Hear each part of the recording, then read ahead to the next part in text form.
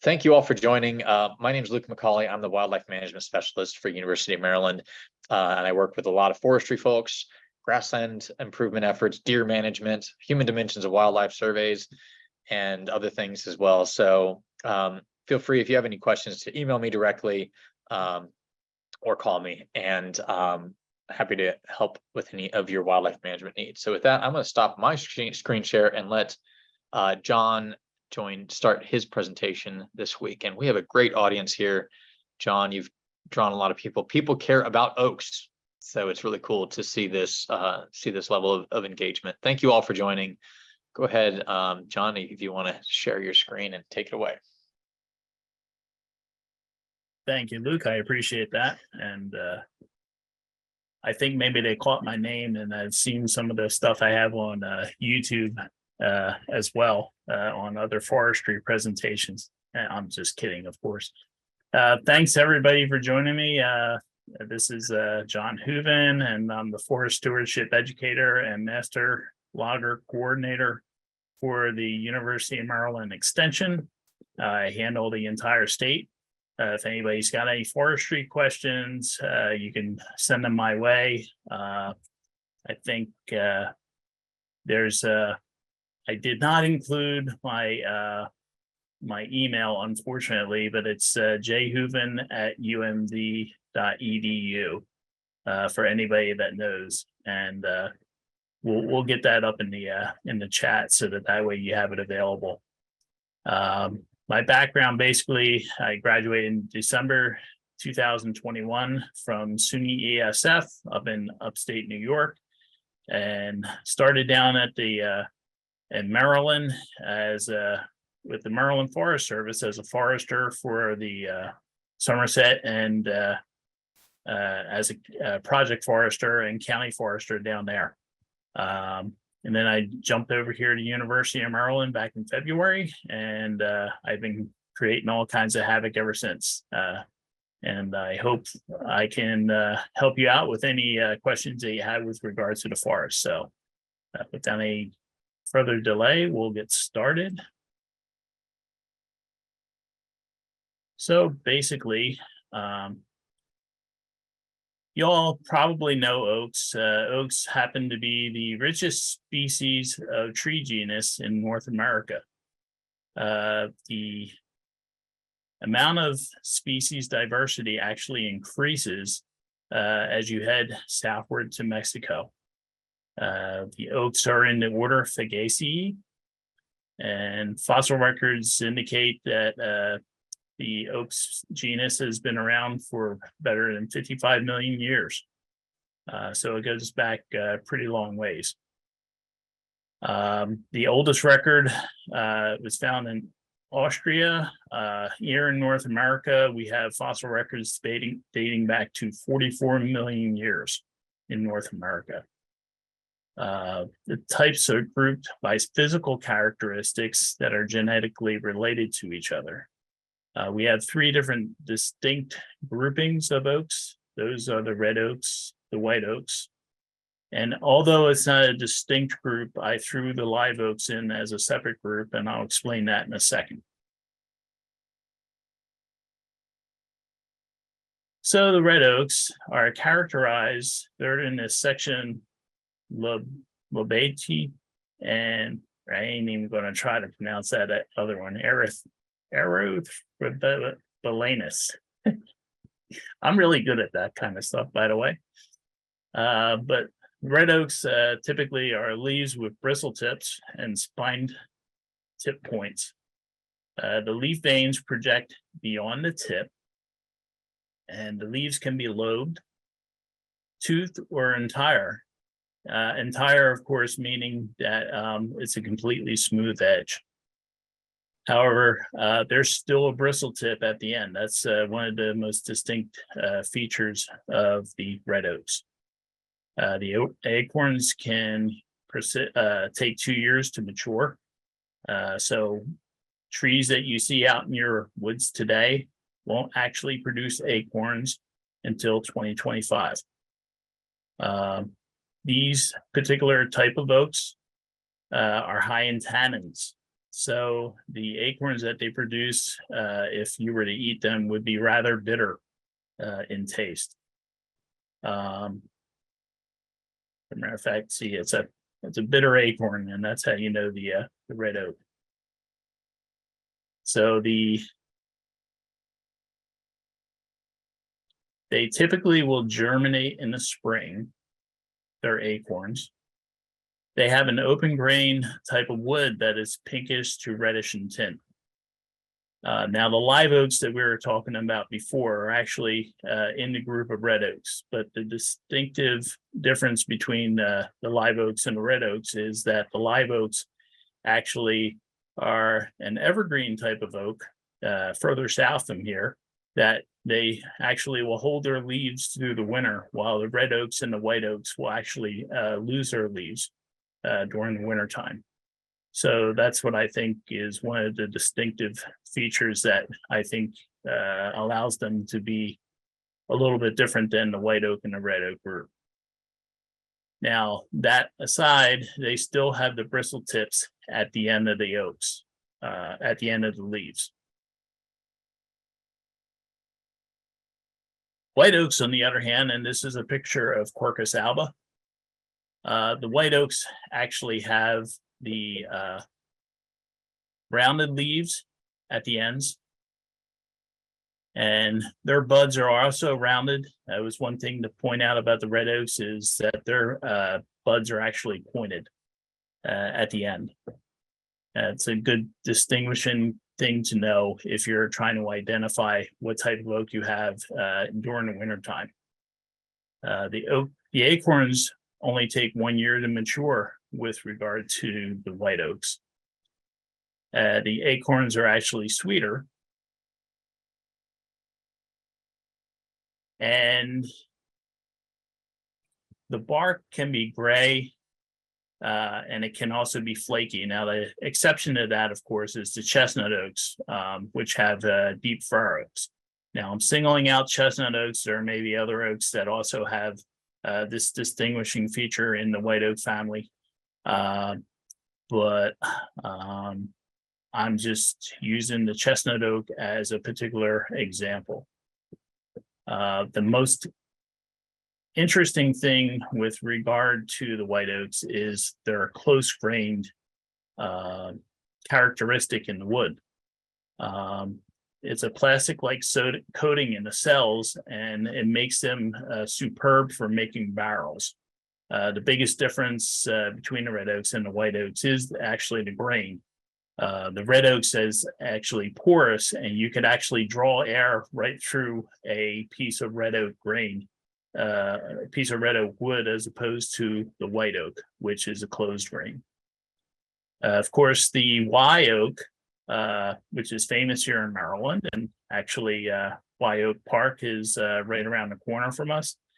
It was a white oak that lived for about 700 years on the Eastern Shore and was the largest oak in the U.S.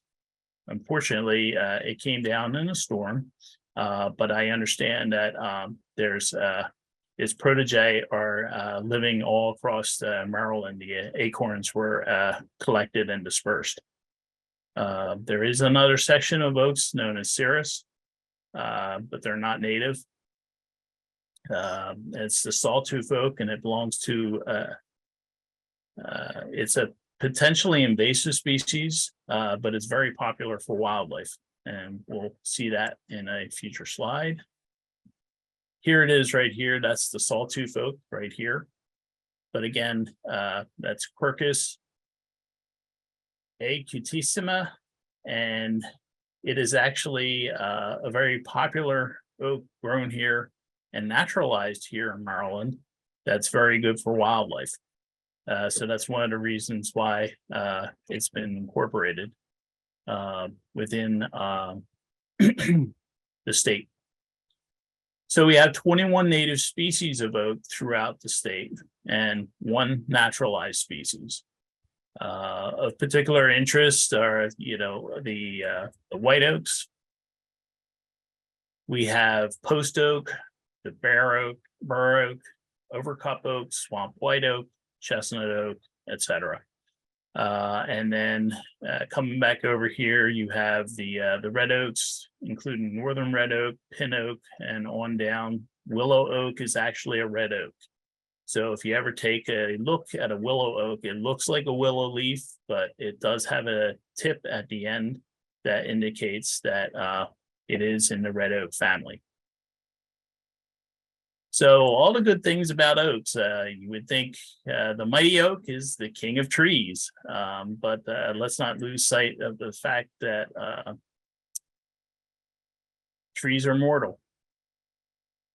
And being the king of oaks is not exactly, the king of trees is not exactly an easy thing for oaks. We discuss a little bit about oak ecology. The interesting thing here to note with regard to oaks is only 1 in 10,000 acorns actually becomes a tree. That's a huge amount of loss when you consider all the acorns that drop, that only one of those acorns out of 10,000 actually becomes a tree. Sprouts and saplings are subject to predation by deer and fungi. The mature trees become habitat for many species, but are also important to pathogenic fungi, which is all part of the circle of life in the forest. Dead trees are excellent habitat for wildlife, including amphibians, snakes, birds, and saprophytic fungi, which is basically the fungi that promotes decay in the forest. So each stage of the oak's biology is ecologically important to wildlife. Even rotting logs on the forest floor become habitat with a food source for wildlife. Different insect larvae and isopods will actually live in and around rotting logs on the ground and can be an important source of protein to some forest mammals. Here we have little oak saplings, some white oak saplings in the forest.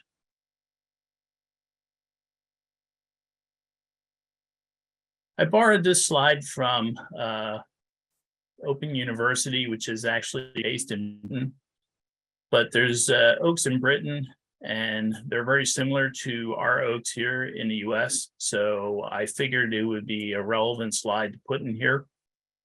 But this gives you a great ecological example of the species dependency on oak trees. We'll go into this with a little bit more detail in a minute. But I think the most important thing is, if you notice, everything starts with the oak, which is photosynthetic plant, and produces its own sugars and the like from sunlight and carbon dioxide and water. And based on that, all of these species trace out and have a root, if you will, pardon the pun, back to the oak tree. So, like, for example, you have the jays will eat the acorns, and basically sparrowhawks will eat the jays, and let's see here, the fox will eat the sparrowhawk, and you get a good idea of how important the oak can actually be. If you had no oaks, then you would have the jays not eating the acorns. You can see it would be a total collapse to the ecosystem, especially considering the number of oaks that we have with regard to the number of trees in North America, which is important to note, because that's one of the problems with oaks, is that they are so popular. It's important for us to support them because of this diversity and importance in the forest. This is one of the most interesting facts that I came across. This was originally presented to me by a gentleman who was the former president of the New Jersey Native Plant Society, John Black, who has since passed away. But John had brought to my attention that oaks support over 700 species of moth and butterflies. It's a big and important thing when you consider that across the board, we have a 40% decline in the number of pollinators in the natural environment. That's pretty significant. As a matter of fact, a lot of scientists are supporting the idea that we're actually in the sixth mass extinction right now. If that's a possibility, then it could very well be. All indications are based upon those facts. Now, again, going back to with regard to the species that oaks support. Pollinators are important. It's important for them to have flowers to pollinate. However, they have to have a food source when they're larvae, and that's why the oaks are important. When most people think about pollinators, they immediately think about the wildflowers, but they don't give consideration to where they start. While pollinators are important to pollinating plants, the pollinators have needs as larvae and feed on other plants in the early stages, such as oaks and other trees. Oaks support more pollinators in North America than any other tree species. In fact, the next closest is the black cherry in the prunus genre, willows and salix and birches and betula, but each of them only support about 400 different species.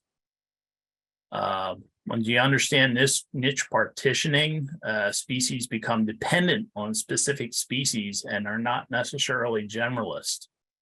They basically co-evolve with the species, and part of the issues is that if you didn't have the oaks, then you actually lose specific species of moths and butterflies as well as fungi and right on down the chain.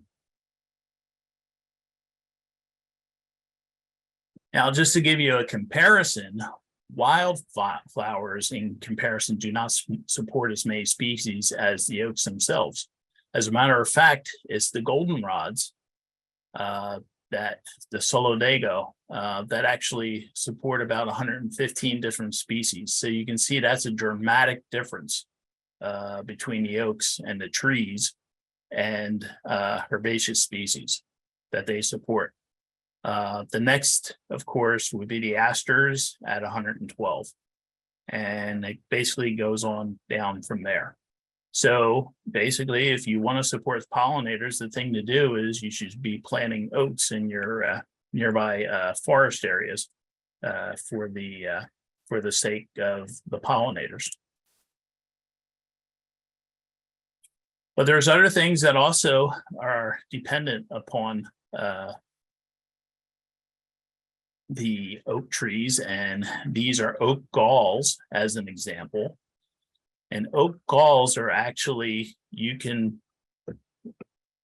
you can see my pointer, I'm not sure if you can or not, but this is actually an oak gall. They look like acorns on this tree right here, and this is on a white oak.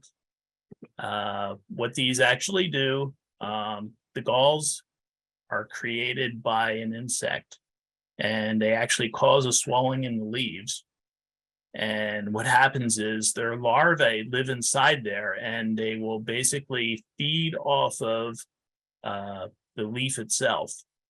There's really very little effect to the tree itself unless they were in very large numbers, but they typically don't, because oaks actually have defense mechanisms against them.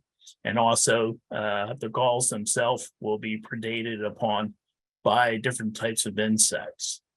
Another example is this Calliaritis species down here. This is also known as a woolly oak, a woolly sour oak gall.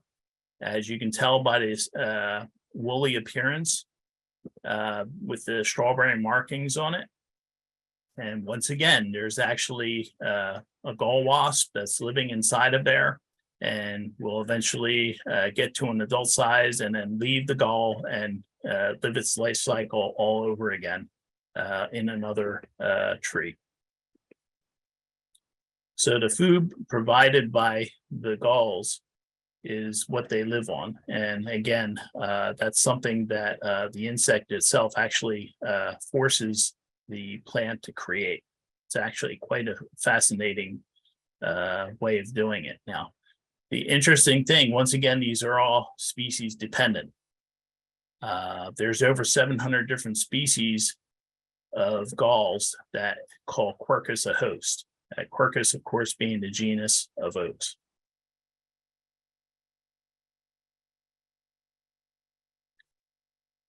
But they're not the only things that will actually depend on the oak itself. We have fungi also, and this one here is very popular with people. It's called chicken of the woods, Latoporus sulphureus, fungi hosted by the oats. Sometimes they cause root rot, and sometimes they cause heart rot. But there's also beneficial fungi in the form of mycorrhizae that live on the roots, and they actually will provide services to the tree. They will actually improve conduction of water and minerals, and in some cases will actually help a tree to get the nitrogen that they need by fixating on the roots. These fungi, of course, actually provide habitat for other organisms such as springtails and nematodes. They will also cause root rot to the tree and cause the tree to fall down, which actually will help with the circle of life and will help sunlight reach the floor and new trees start living all over again. Saprophytic fungi, of course, will consume the dead trees, and standing snags of trees that have died that have not fallen over yet, they become not only food for the fungi, but also habitat for other organisms as well. And of course, the fungi themselves, as I said before, becomes a habitat for things such as springtails and nematodes and other small microorganisms. So continuing on looking at the oak ecology and wildlife that it supports, we have the acorn weevil here. Isn't this such a cute little bug? Can you not fall in love with this fuzzy little thing with its big long nose, you know? This thing actually will create a hole in an acorn and will lay an egg that produces a larvae that consumes the inside of the acorn. Here's a blow-up picture of it right down here on the bottom. And what they do, remembering that only 1 in 10,000 acorns become a tree, the rest are victims of predation, such as this. So the Cursulo genus of the order Coleoptera, which is the beetles, the female beetles use their mouth parts at the end of the long snout, called a rostrum, to make a hole in developing acorns in the tree. An egg is laid, the grub hatches, eating the inside of the acorn, and as the acorn falls to the ground, the grub bores a hole in the acorn and descends into the soil, where it lives for the next 1 to 2 years before pupating and developing into an acorn to do it all over again. The interesting thing is that, you know, this could be a detriment to the trees. However, the beetles themselves are consumed by spiders and weevil wasps. So once again, it's all part of that circle of life that we're talking about. Another source of acorn predation, of course, we have over 100 species of vertebrate animals which eat acorns. The general preference is for white over red due to the bitterness. Jays, of course, and squirrels will actually cache acorns in the ground and forget where they put them for the sake of the tree. And what happens is you actually get them planting trees that will evolve into future trees down the road once they establish and propagate. The interesting thing with regard to that is that there's a function in the acorn, the oak genus and Quercus and other mast species as well, like hickories, where they will, knowing that the acorns are going to be predated, they will put out a massive amount of acorns at different times over several years. And the reason they do that is it's called masting. And the idea is believed that they basically put out so much mast that not all the critters can be able to eat them all. So they basically overcome the predation by putting out more mast than can be consumed. The net effect is the following year, of course, then you have more consumers that are now looking for additional acorns that are no longer there. So you basically get a peak in the amount of wildlife that is produced that is consuming the species, the acorns. And then, of course, you have predators that come in and feed on them. So it's a very vicious cycle, but it works for the acorns. The oak trees to overcome predation, and it's something that they developed through the course of all of their millions of years of evolution. So we can't leave out the human use of oak trees. We have many uses of oak trees. Of course, whiskey barrels immediately comes to mind. If you're somebody who favors whiskey, you can't have whiskey without oak barrels, specifically white oak. And an interesting side note, the Jack Daniels company actually produces, not that I'm endorsing any particular whiskeys, by the way, but the Jack Daniels company, they will make whiskey and put it in oak barrels. And when they're done with it, the barrels are broken down and shipped over to Scotland, I believe it is, to make 12-year-old Scotch. And they burn the inside of the barrels and they reassemble them, and they make Scotch whiskey out of the extra barrels. So I thought was a pretty interesting little side note. Of course, there's also furniture, joinery, flooring, paneling, decking, and veneers. Also medicinal uses for people with asthma, hemorrhoids, diarrhea, gastric ulcers, and wound healing. I guess we're going back to Native American uses. The most important hardwood species for lumber is oaks. It's exceeded only by 3 other conifer species in overall importance, and I'm sure one of those conifer species is loblolly pine. So that's pretty significant when you think about all of the lumber and materials that are used, that the oaks are #1 on the list.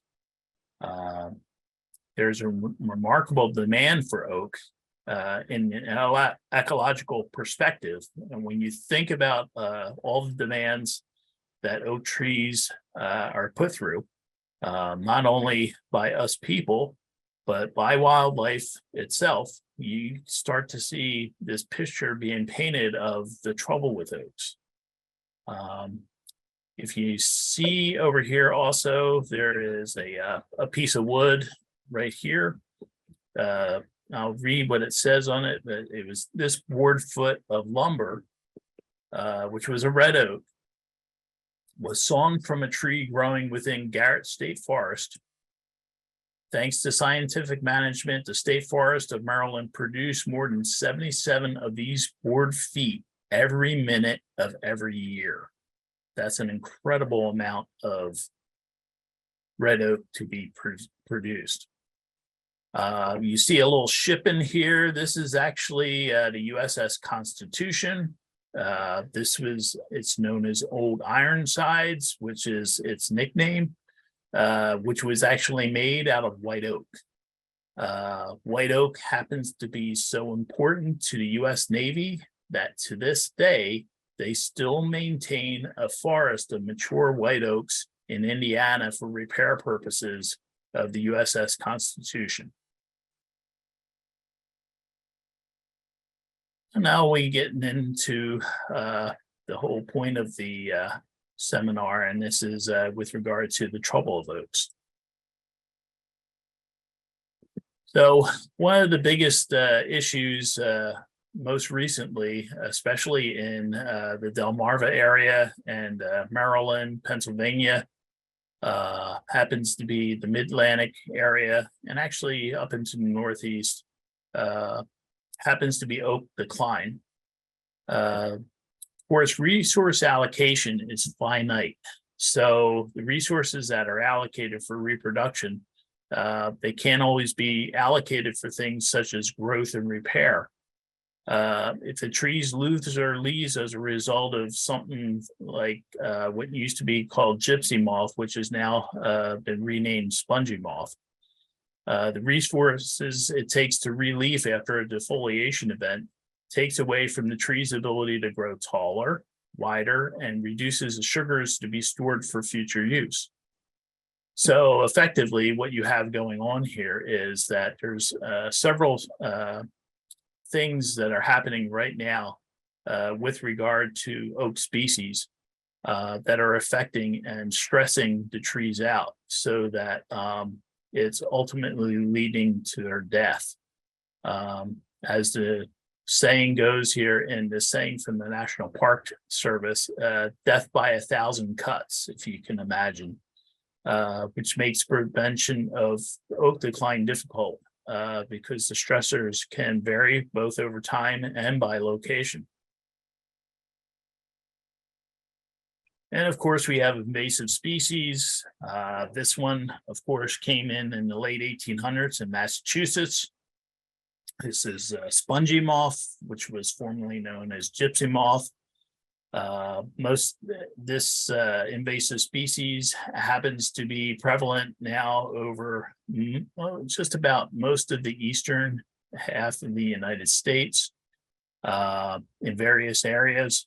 If you can imagine, over 150 years ago or so that it's been in this country, that it's managed to make its way across the country, and in areas it still continues to devastate trees and forest.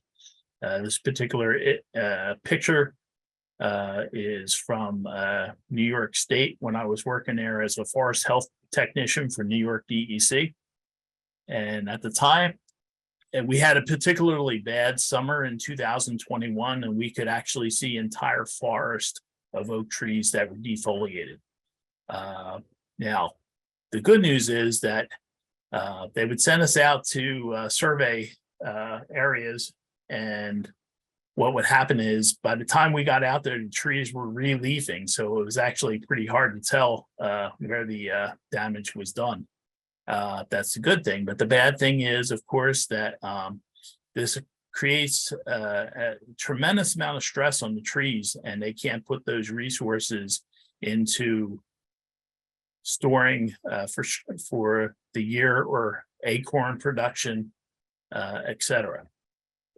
And here you see pictures of the egg masses for spongy moth, an example of the caterpillar and the adult moths.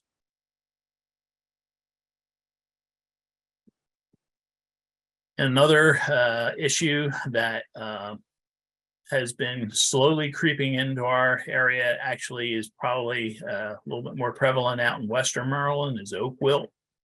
Oak wilt is actually a fungus, Ceraticitus bagacerium.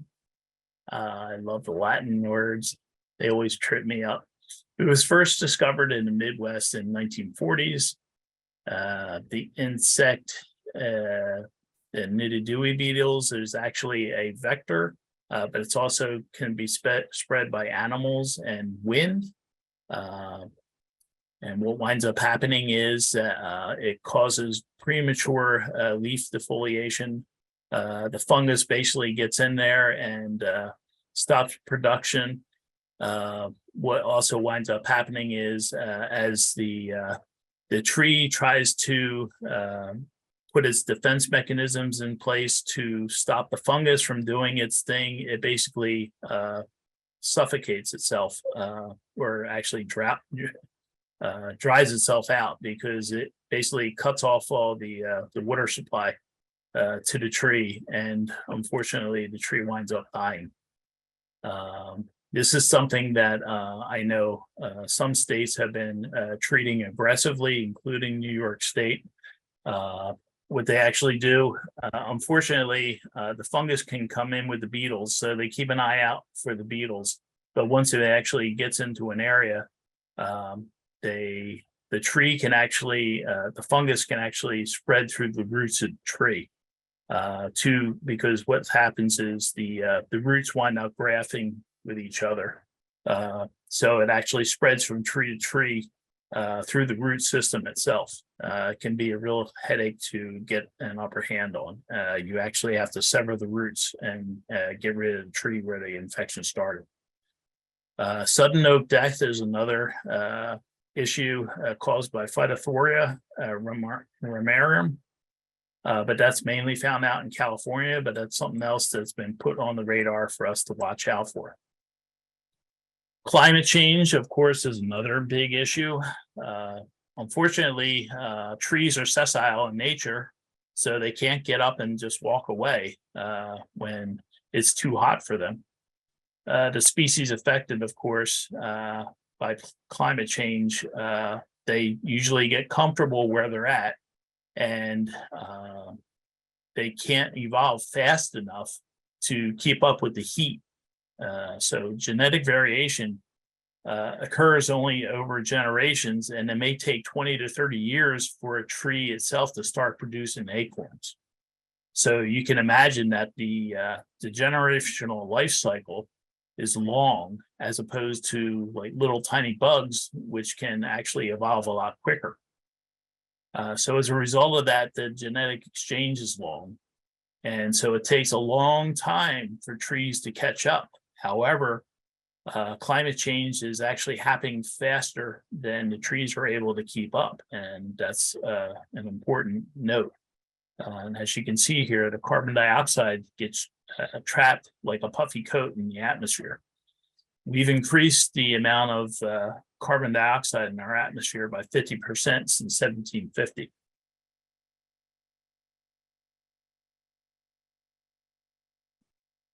Another issue, of course, is changes in management. As a society, we've become disconnected from nature. There's no doubt about it. The majority of people don't go out into their yards or into the woods these days. And we've adopted a passive approach to land management. We decide, a lot of us, to let nature do its thing, but it can be argued that nature has adapted to the disturbances of mankind since the dawn of natural resource extraction and farming. But we historically do not manage our natural areas the way we did 50 or even 100 years ago. Farms have gotten larger. Smaller farms would have occasionally went fallow or were abandoned, and could readily revert to old fields and succeed to forest. Our land use, however, has changed dramatically, and is the number one reason that our natural areas are being affected. As the land is developed today, it is almost always developed in ways that make it ecologically dead. Buildings are built to exceed the length of a human life, and impervious surfaces make it impossible for anything to live in the soils underneath. Stormwater runoff changes dramatically without a forest. We landscape areas for aesthetic values without generally considering the needs of wildlife. The management for landscaping takes very little consideration for the natural environment. And of course, as land use changes, number one reason for forest deforestation in the temperate environment is actually land use change. So, of course, certainly the oaks and the pollinators suffer as a result. Historically, native and colonial land managers, as you can see pictured here, this is a prescribed burn at Rocky Gap State Forest. And the reason for that is to help with the regeneration of oaks. The Native Americans would use oak actively to promote good hunting grounds, berry production, and inhibit catastrophic wildfires. And they also use fire for the farming of land. Within the last century, many farms in the eastern U.S. were abandoned, and these farmlands filled in with oak forest. We suppressed the fire, and as a result, forest pathogens such as fungi and bacterial proliferated in the mature forests, and these areas have been suppressed. While this has all occurred, we also have changed wildlife management practices. Hunting is on the decline. White-tailed deer have exploded exponentially across the landscape, and deer are having a dramatic and negative impact on the forest as a whole and the regeneration of oaks. Additionally, species are not favored by the deer, don't get eaten, and they wind up proliferating. And more along the lines of that is invasive species, which in effect are competing with the oaks and can out-compete with them. We go over quickly with regard to regeneration.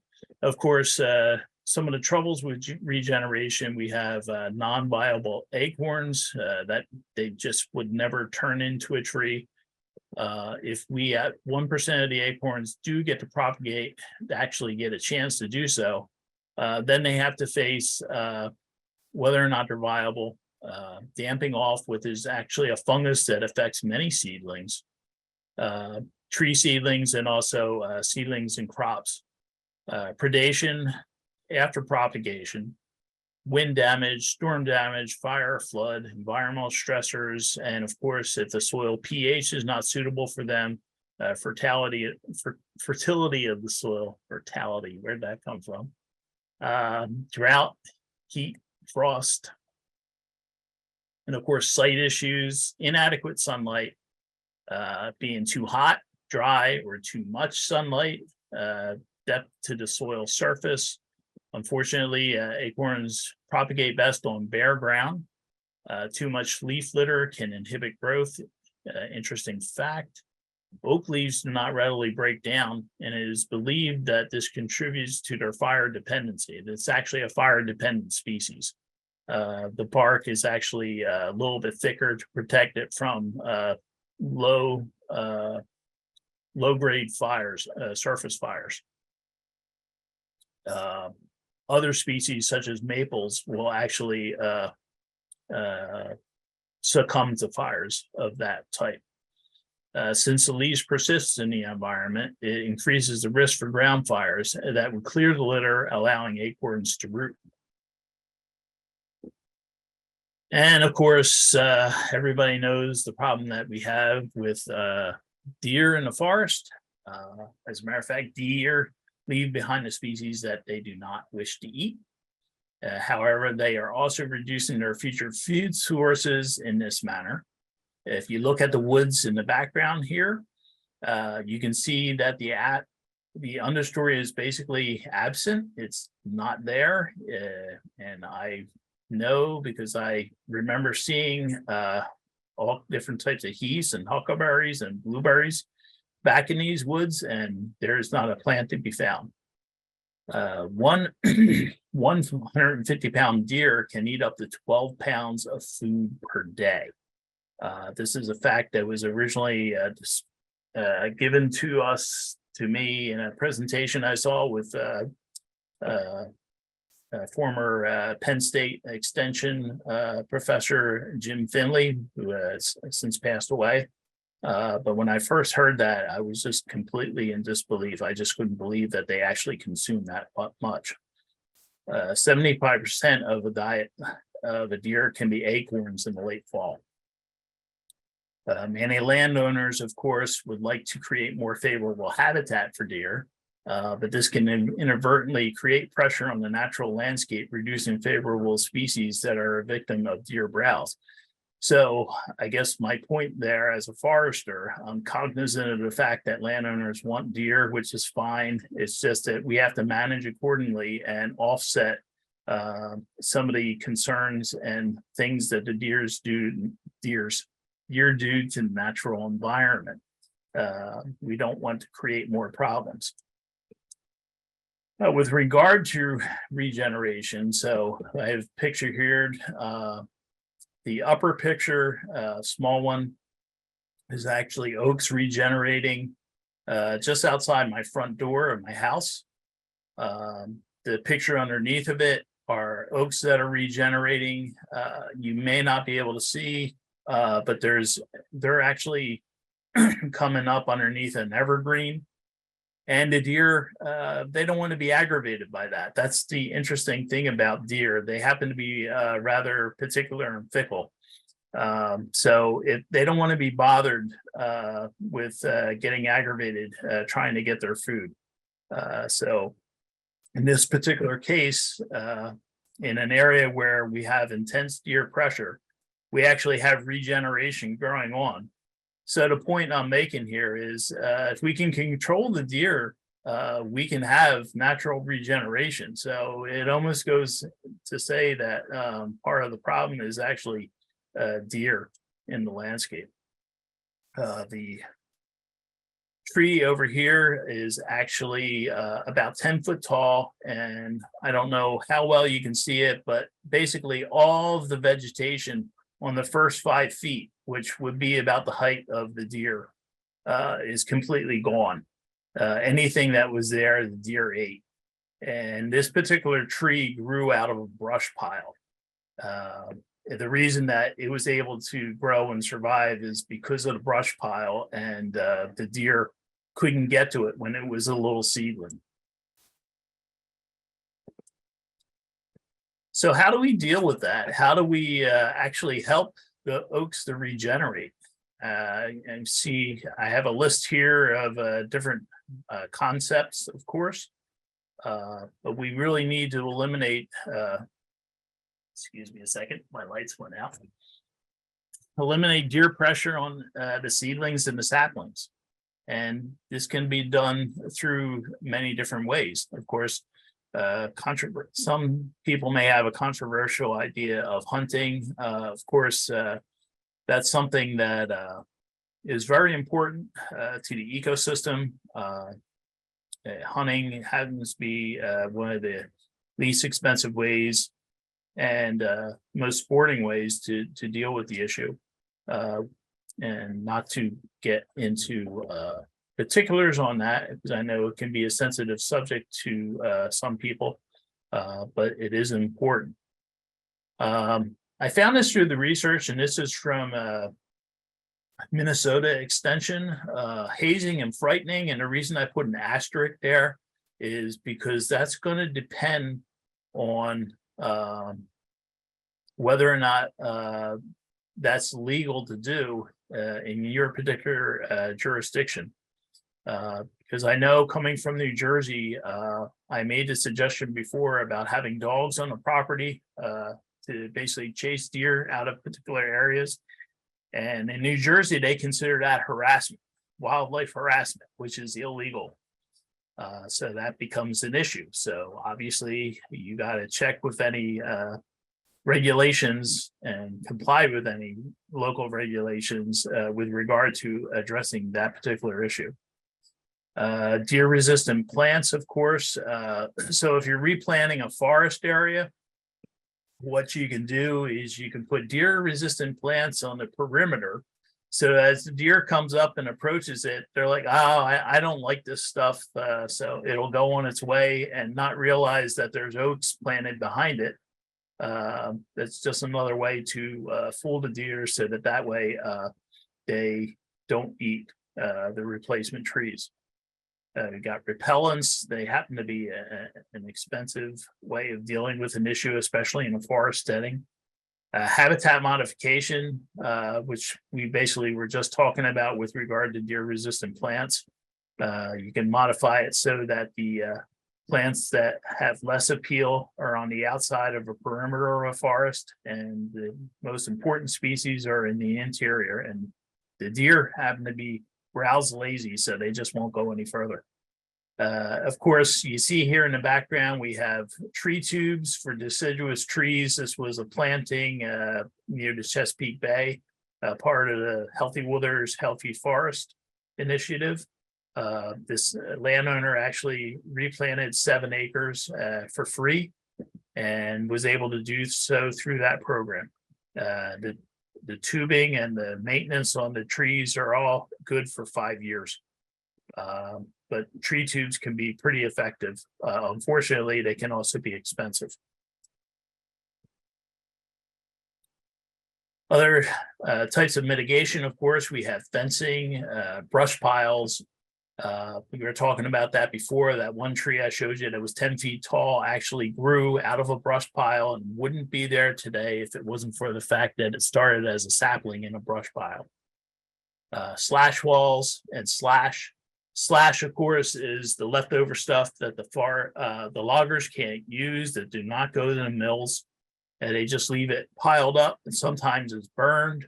The picture in the center here is actually shows some slash, but that's actually a little bit worse than it should be.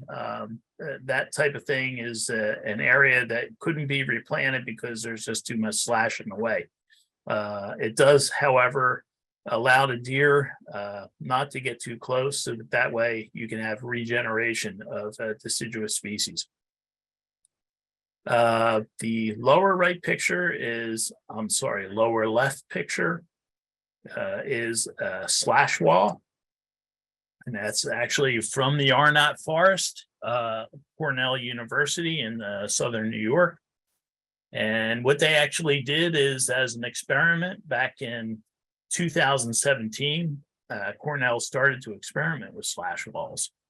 And what they did was they had a problem in Arnott with regeneration. They were getting no regeneration in the forest whatsoever. So they had to come up with an effective way to slow down deer predation while also protecting the saplings.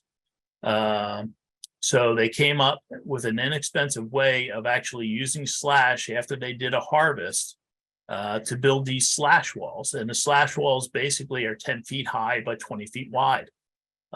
They prohibit the deer from coming in, and what they do is they gate the area with conventional fencing materials where they have to, so they can gain access in and out of the site. In effect, what that's doing is it's allowing the forest to regenerate naturally, which you can see in the picture to the left, and without deer pressure. And as a result, what's happening is you have natural regeneration happening the way it should, and without any pressure to the ecosystem. What also is happening is in the course of time, the slash wall will actually degrade back down into the environment, so that way it's no longer there. But by that time, the trees will be tall enough that they won't be affected by deer browse anymore. Interesting side note, as I was doing the research for this, is that predators are actually having a ball with these slash walls. Apparently, the fox, the bear, and this is actually a fisher cat. It's just not actually a cat. But they've been basically living on species that are living inside the slash walls, and they have no problem going up and over the slash walls, where deer actually do have a problem with that. So, and that's all I have. If we have any questions. Thank you, John. Oh, we've got some already coming in. Here we go. Somebody is ready, and they were waiting for this last slide. Thank you, everybody, for joining. Thanks, John, for a great presentation.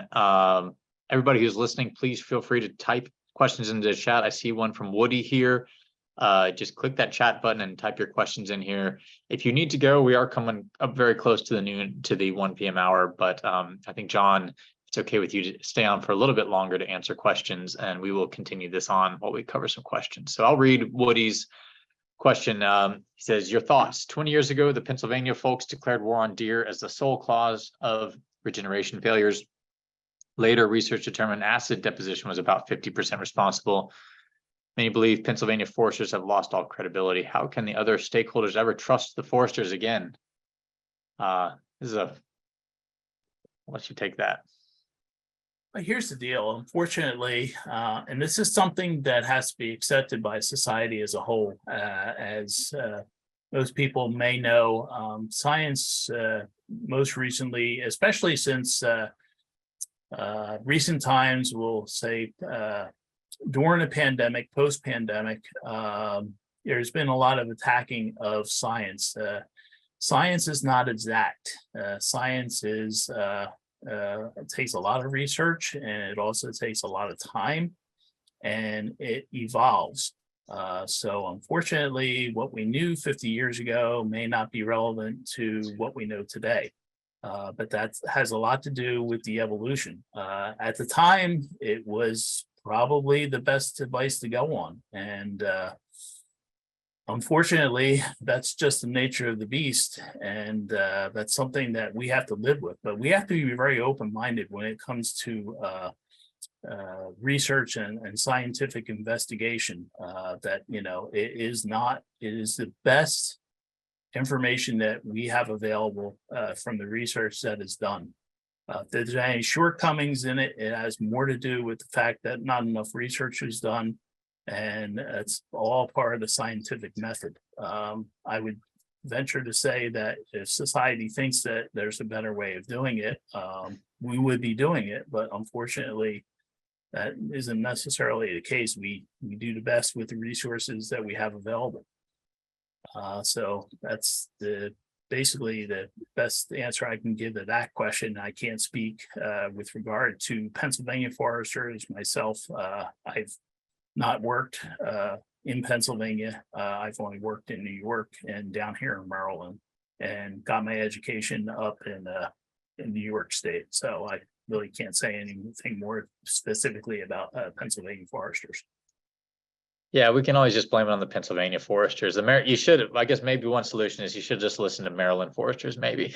that was a joke trying to lighten up the situation, but yeah, it certainly is a process of learning that is undergoing constant revision. Oh, great. Dennis Potts asked, when we are monitoring oak trees in woodland areas, what are the key components we should take into consideration when we look at the overall health of these trees? And this is something I was also thinking about. Yeah, what are the sort of big picture things that people might want to think about to improve or manage for oaks? And I saw fire was one, but I was also wondering, what are some of the big picture considerations should people think about? Insecticides for certain trees to maintain them under invasive species concerns, things like that. I will make a plug here, and I don't make any money from this. So by all means, this is an honest endorsement, but I do have a forest health presentation on YouTube. If you search by my name and look up forest health, it actually dives specifically into this particular topic.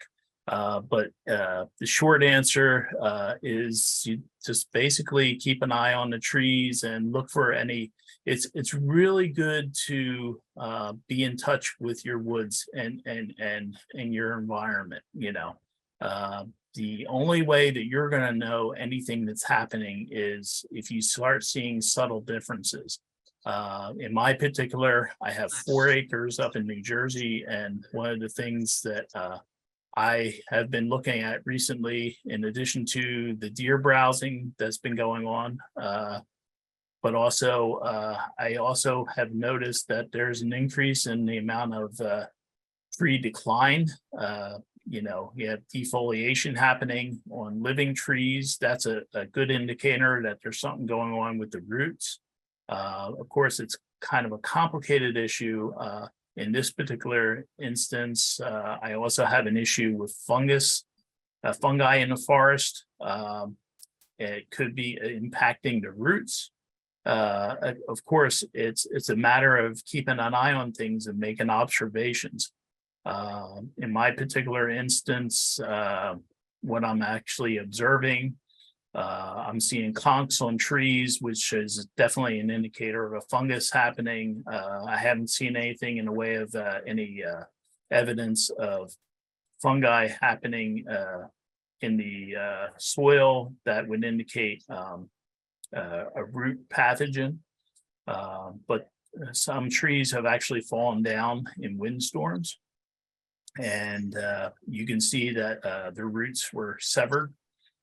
So there's definitely a fungus happening there. Now, the area I'm talking about in particular happens to be a fire dependent ecosystem. There hasn't been a fire there in over 50 years, and it's probably due for something. As a matter of fact, I'm planning on doing some kind of prescribed fire work in the near future to see if that helps out with things a little bit. So, but yeah, I think the most important thing is keeping up on an idea of keep an eye on your forest. And if she starts noticing subtle differences, start asking a question, reach out to Extension and your forestry professionals, including Maryland Forest Service if you're in Maryland, or other jurisdictions. And just basically, that's what they're there for. They're there as a resource for you to check and ask questions. And they want to know what's going on. And I do too. John, I think it's so in a similar vein. I know I had a neighbor had we have another question coming up, a follow-up. If you see a sudden yellowing of oak tree leaves, what should we consider next steps for helping the tree?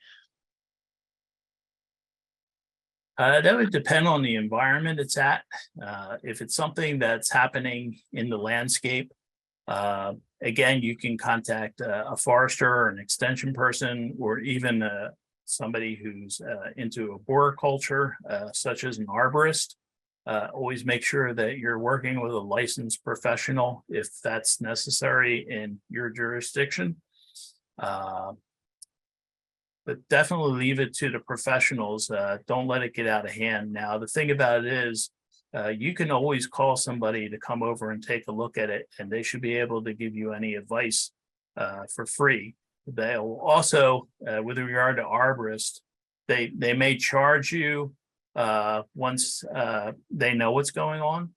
Of course, that's how they make a living, so you have to take that in consideration. But yeah, the most important thing is have a professional just give a double check. You can also take a picture and send it to the folks at Extension.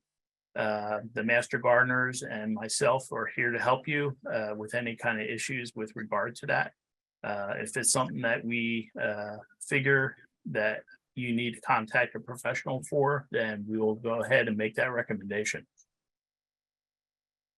Great.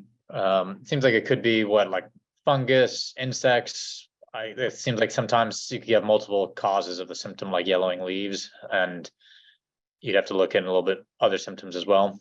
Oh yeah, I mean, like definitely, for example, we just we're in a drought right now, even though it's raining outside right where I'm at right now. But we've been in a drought, and yellowing could definitely be caused from stress from the lack of water. Water, of course, is essential for photosynthesis in the leaves, and without water, then the tree will start going dormant, and that can also lead to yellowing. Yellowing also is a symptom of a lack of certain mineral nutrients. If I remember correctly, iron chlorosis can also cause yellowing of leaves as well. Cool. I had a neighbor and I'm curious if you've seen this as well. We've seen several oaks. Some of my neighbors are concerned about oak declines and dying white oaks. I know one had it seemed like a minor scrape on the trunk. Some machinery brushed the trunk and damaged the bark a little bit. And it was a large, beautiful, mature oak. And the scrape on the trunk I think it was from an excavator or something, was only maybe a 6-inch sort of gash. It wasn't that deep, but it was damage on this large trunk, and the tree ended up dying. Do you recommend, is that a common way in which are fungi entering into the bark at these wound points? Is that something is that kind of a major cause? Is that something to watch out for? Are there other things that people can do to try to manage for their oaks in those environments? Yeah, Those as a situations? matter of fact, I actually wrote an article for our loggers newsletter, basically asking loggers to keep an eye on their equipment when they're working around trees that they're going to leave in place, for the very sake of all you have to do is scrape a tree and it'll basically become a port for not only fungus, but also bacteria and viruses, and also different types of insect species as well. As a matter of fact, everybody's been concerned about spotted lanternfly making its way across the area.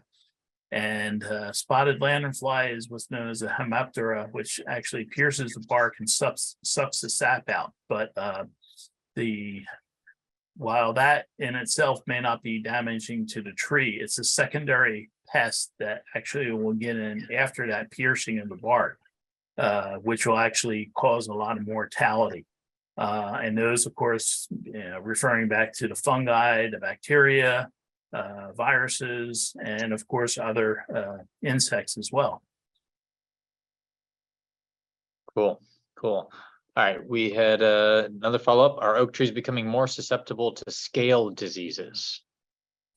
Well, under circumstances, I think when we take a look at climate change and what's happening across the landscape and all the stresses that are impacting trees in addition to climate change, then I would say susceptibility can, of course, increase across the board on anything. And, basically you're looking at a healthy tree that now is getting weakened in the process and has many things it has to do battle against. So I could see that being a possibility. I have not heard anything in that specific with regard to scale, with regard to oaks. That's something I would have to look into a little bit further. Well, Pat Kelly followed up and asked, is there anything you can do to seal a damaged tree? That's a good question. That's something else that I would have to follow up with. If we could possibly get her contact information. I don't have an answer right off the top of my head. Even though I specialize in forest health issues, I'm not an arborist, and I'm not exactly qualified to give the best advice on what to do in that particular instance. But that's something I could definitely look into. Yeah, I personally have heard, with pruning, there used to be a move to seal pruned branches, and I've heard recently actually it's not needed. There's a lot of natural defenses trees have, but I guess some of it might. Pat actually just sent her email in on the chat to me, and hopefully I'll send it on to you. Thanks. I would think possibly, if it was a specimen tree you really want to keep in your yard and you have to deal with things like this, I would think maybe I have had an arborist talk to me about spraying with fungicides, spraying with insecticides, and those types of things, I guess at least preventing, these fungus or I guess insects at least getting into those wounds as much. But I guess you have to probably be pretty careful on that. Tom, I can't pronounce. I won't try your last name. Tom says letting trees heal themselves. Don't paint or tar the wounds. Yeah, I would agree with that. Trees are really good at healing themselves. As a matter of fact, so much so that sometimes trees will get damaged and you won't even know it until the tree comes down 30 years later, and it was hiding a wound that it may have suffered years and years ago, and was able to repair itself. And all of a sudden you have heart rot going on that you couldn't see because it was able to hide it so well. Great. Mikkel asks, I'm interested in this also, how to seal a damaged tree. I'll pop that email over to you as well, John. I do recall when I was a facilities manager, I used to deal with an arborist who told me, and I'm not specific to the details, but I knew he said something about taking a screwdriver and running it along the edge to actually encourage the cells to actually regenerate along the wound. Of course, I've never seen that myself, aside from him telling me, and I'm really not sure exactly how that works. So I would hesitate to give that advice professionally without any more information. Yeah, I would think other things like reducing other stressors, such as if it's a time of drought. And this is, again, probably something you would do in an environment like a yard with specimen trees rather than in a forestry environment. But, water resources, nutrient, like perhaps like fertilization, which my understanding is fertilizing your general yard does percolate down to the roots of the tree eventually. So just a regular fertilizer for a lawn or whatever would also potentially give that tree a little bit of a boost to reduce its susceptibility maybe in a stressful year. You got to be mindful too, though. Fertilizer can also go the other way.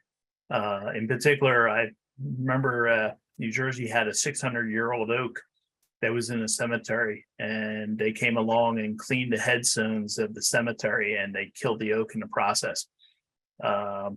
Just because they changed the pH of the soil. Late season fertilization. I think you want to make sure if you're going to be fertilizing to do it before.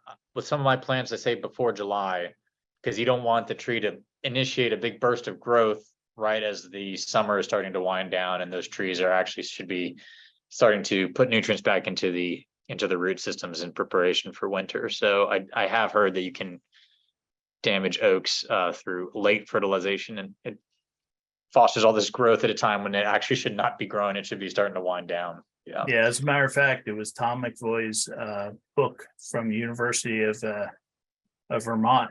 His book on silviculture, basically, I had never realized this, but he indicated that today, as a matter of fact, June 21st, first day of summer, is the day that trees stop putting new growth out, and they start putting their reserves into the ground.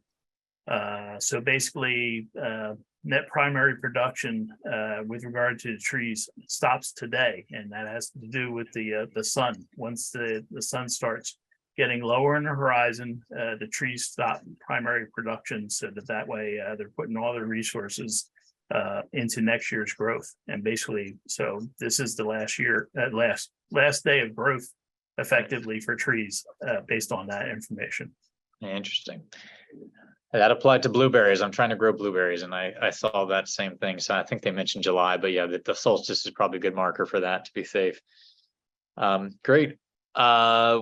One more question from Pat Kelly, and I think we'll probably wrap it up there unless anybody jumps in soon. Strange question dealing with graft. Could you take a smaller branch and cut it past the collar where it meets the trunk, then strip the bark on that pruned branch and graft that over the wound on the trunk? It does sound like a possibility based upon what I know. I haven't done any grafting myself, and anything I know about it has only been from an academic perspective, but that does seem plausible. It's basically whether or not you realize it, but the fruit you get in the store with regard to like peach trees in particular are all from grafted stock. They don't basically grow them from seed. They basically take a peach tree that they know is growing good, and they'll graft it onto another rootstock and grow it from there, so they can get a guarantee. So pH, Dennis, I'm so sorry about that. I read that too quickly. Dennis, the best pH range for oak, they actually like acidic soils.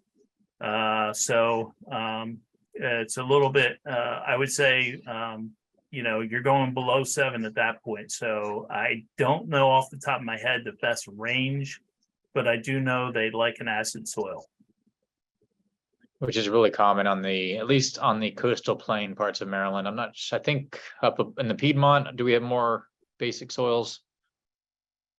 That's a good question. I don't know off the top of my head. I imagine so, just based upon the former use. Listen to me. Where you have more limestone, of course, it's going to be more basic. So right. Either way, And- probably a lot of oaks don't require a lot of if they're adapted native oaks to the area, probably don't require a lot of soil amendments. exactly. But again, if you're trying to maximize a particular specimen tree, I would probably figure out the exact species of the tree and then do some searching around to find out the ideal requirements if you'd like to sort of boost a specimen tree in a yard or something like that. So thanks for the questions, Dennis, Pat, and others. I think we're kind of wrapping up. I don't see anything else coming in. We've gone a little bit over. Thank you, John, for going about 20 minutes over and answering all these questions. Thank you, everybody, for joining. This will be available on YouTube. Thanks for coming. Join us next week. Share with others, share with your friends, anybody who might be interested in waterfowl management for shallow wetlands. I'm looking forward to learning some more about that next month. Thank you all for coming and have a great week and month. Take care. Thank you.